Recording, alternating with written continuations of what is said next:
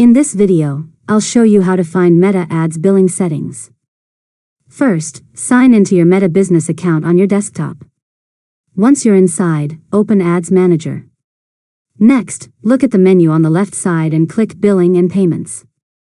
This is where Meta stores your payment methods, billing information, and transaction history. After that, the Billing and Payments page will open.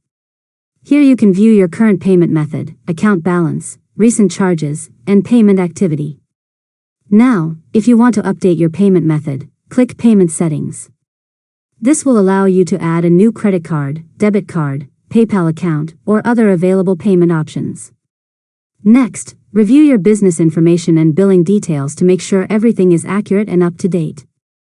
After that, scroll through the payment history section to view previous charges, invoices, and receipts related to your advertising account.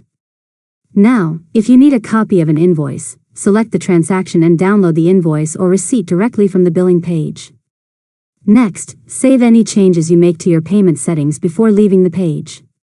Finally, return to Ads Manager and continue managing your advertising campaigns with your updated billing information.